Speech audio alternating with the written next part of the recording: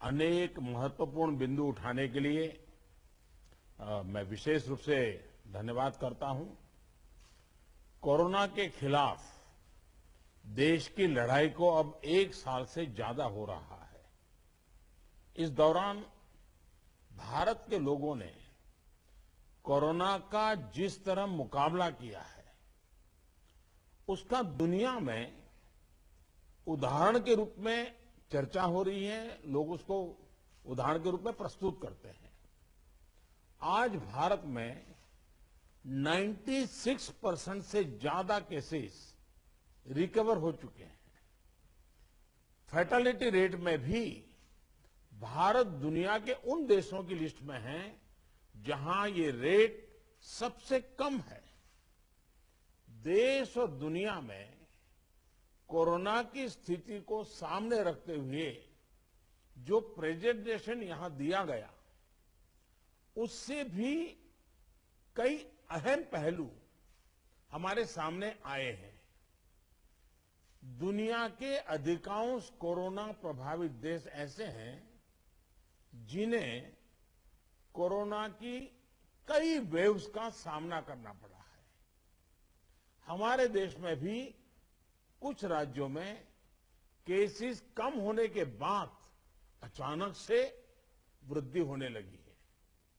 आप सभी इन पर ध्यान दे रहे हैं, लेकिन फिर भी कुछ राज्यों का उल्लेख हुआ है, जैसे महाराष्ट्र है, पंजाब है, और आप मुख्यमंत्रियों ने भी चिंता व्यक्त की है। सिर्फ मैं कह रहा हूं ऐसा नहीं है। और विशेष चिंता की आप कर भी रहे हैं और करने की जरूरत भी है। हम ये भी देख रहे हैं कि महाराष्ट्र और एमपी में टेस्ट पॉजिटिविटी रेट बहुत ज्यादा है और केसों की संख्या भी बढ़ रही है, बहुत आ रहे हैं। इस बारे में कई ऐसे इलाकों, ऐसे जिलों में भी ये वृद्धि देखने को मिल रही है जो अभी तक खुद को बचाए हुए थे, सेफ जोन थे एक प्रकार से। अब वहां पर हमें कुछ चीजें नजर आ रही हैं। देश के 70 जिलों में तो पिछले कुछ हफ्तों में यह वृद्धि 150% से भी ज्यादा है, 150% से ज्यादा। अगर हम इस बढ़ती हुई महामारी को यही नहीं रोकेंगे तो देशव्यापी आउटब्रेक की स्थिति बन सकती है। हमें कोरोना की उस उभरती हुई सेकंड पीक को तुरंत रोकना ही होगा और इसके लिए हमें क्विक और डिसाइसिव कदम उठाने होंगे।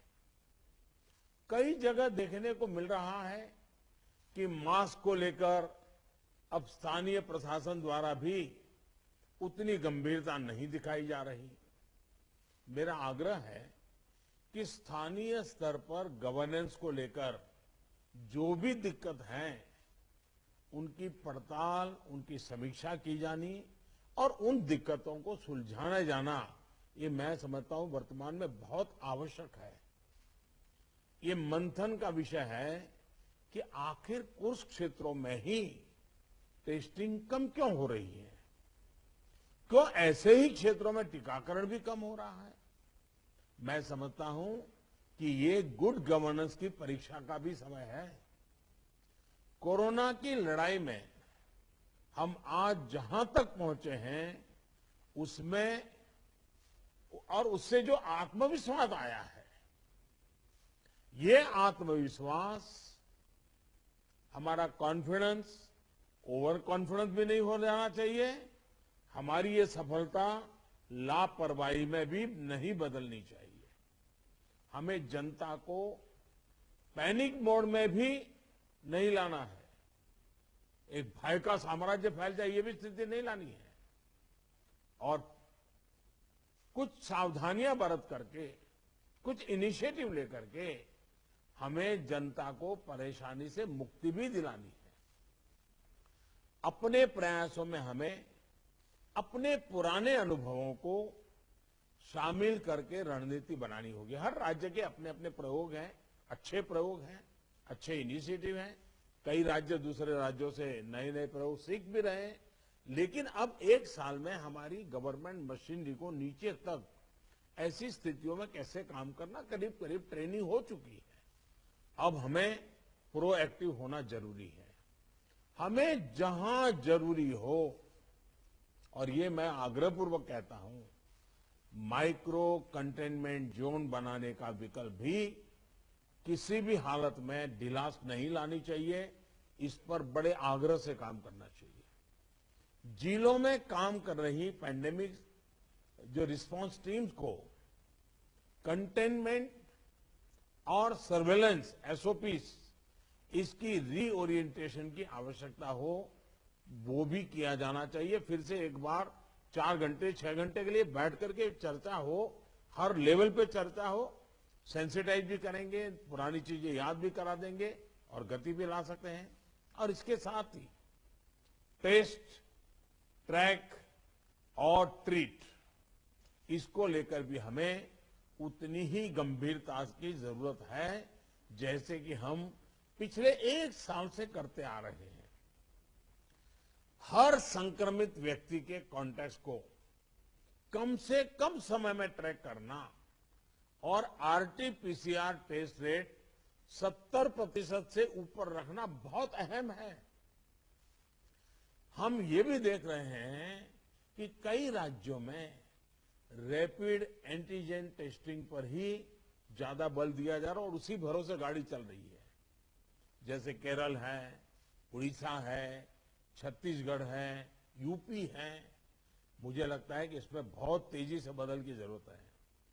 इन सभी राज्यों में, मैं तो चाहता हूं देश के सभी राज्यों में हमें आरटी-पीसीटी टेस्ट और बढ़ाने पर जोर देना होगा। एक बात जो बहुत ध्यान देने वाली है वो ये कि इस बार हमारे टियर 2 और टियर 3 शहर जो शुरू में प्रभावित नहीं हुए थे, उनके आसपास के क्षेत्र प्रभावित ज्यादा हो रहे हैं। देखिए, इस लड़ाई में हम सफलतापूर्वक बच पाए हैं, उसका एक कारण था कि हम गांवों को इससे मुक्त रख पाए थे। लेकिन टियर 2, टियर 3 सिटी पहुंचा तो इसको गांव में जाने से देर नहीं लगेगी और गांवों को संभालना हमारी व्यवस्थाएं बहुत कम पड़ जाएगी। और इसलिए हमें छोटे शहरों में टेस्टिंग को बढ़ाना होगा। हमें छोटे शहरों में रेफरल सिस्टम और एम्बुलेंस नेटवर्क के ऊपर विशेष ध्यान देना होगा। प्रेजेंटेशन में ये भी बात हमारे सामने रखी गई कि अभी वायरस का स्प्रेड डिस्प्रेस्ड मैनर में हो रहा है।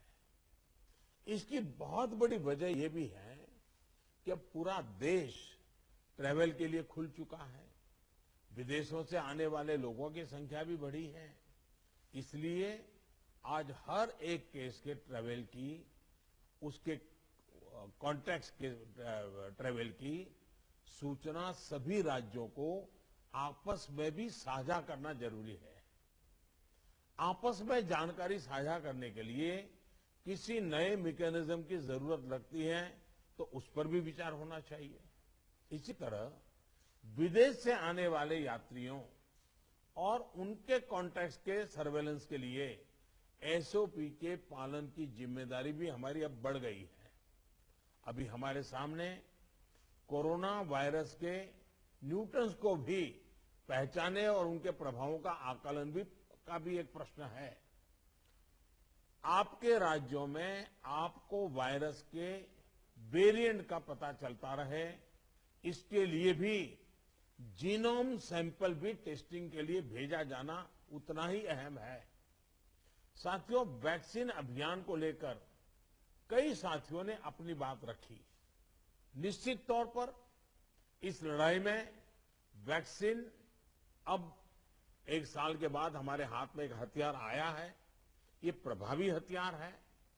देश में वैक्सीनेशन की गति लगातार बढ़ रही है। हम एक दिन में 30 लाख लोगों को वैक्सीन करने के आंकड़े को भी एक बार तो पार कर चुके हैं। लेकिन इसके साथ ही हमें वैक्सीन डोसेज वेस्ट होने की समस्या को बहुत गंभीरता से लेना चाहिए।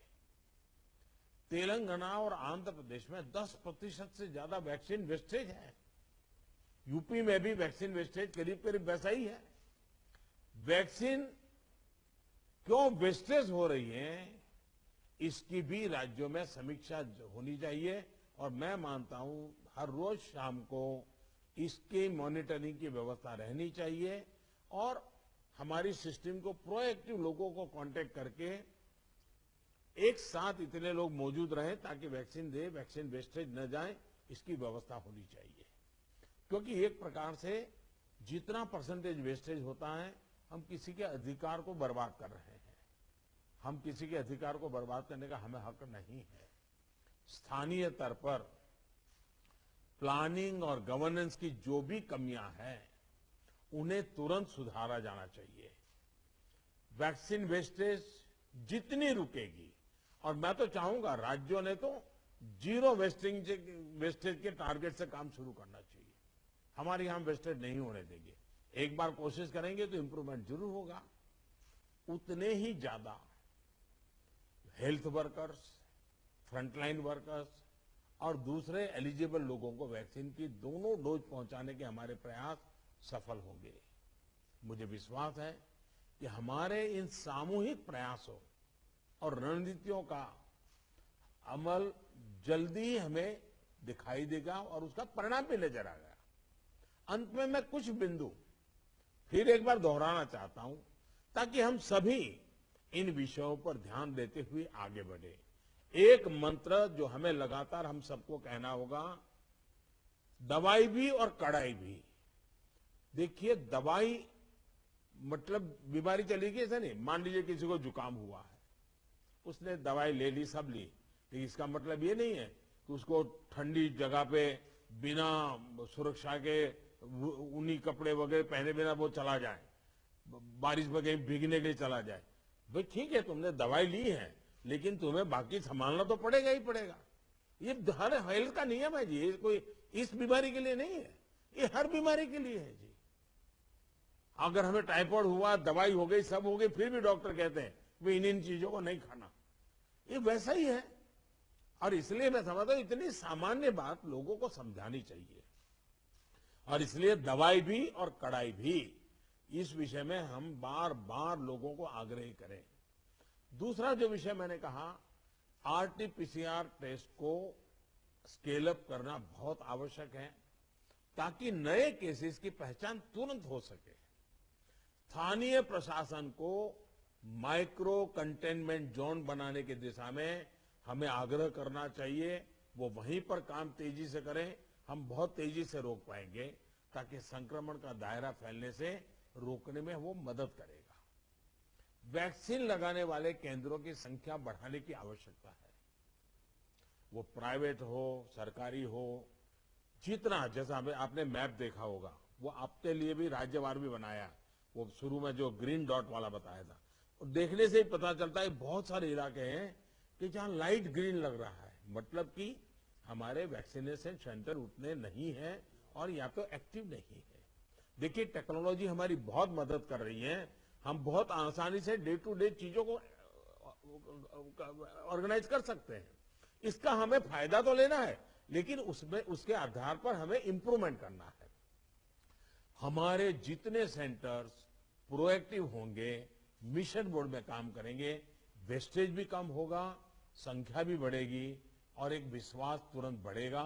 मैं चाहता हूं कि इसको बल दिया जाए। साथ ही एक बात हमें ध्यान रखनी होगी, क्योंकि ये वैक्सीन निरंतर प्रोडक्शन हो रहा है और जितना जल्दी हम इससे बाहर निकले, हमें निकलना है। अदरवाइज ये 1 साल, 2 साल, 3 साल तक खींचता चला जाएगा। एक मुद्दा है वैक्सीन की एक्सपायरी डेट।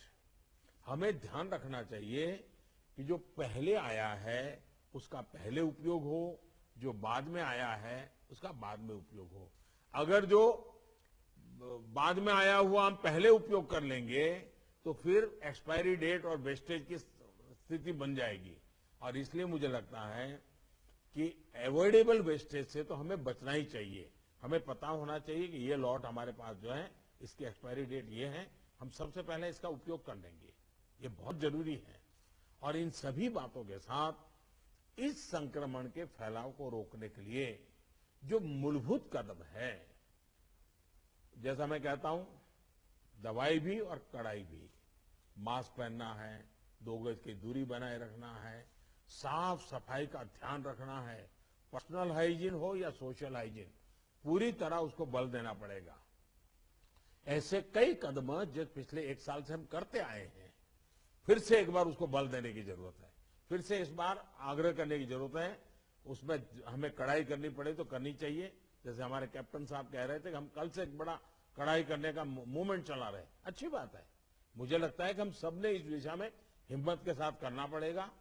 मुझे विश्वास है कि इन विषयों पर लोगों की जागरूकता बनाए रखने में हमको सफलता मिलेगी। मैं फिर एक बार आपके सुझावों का लिए धन्यवाद करता हूं, और भी जो सुझाव है आप जरूर भेजिए।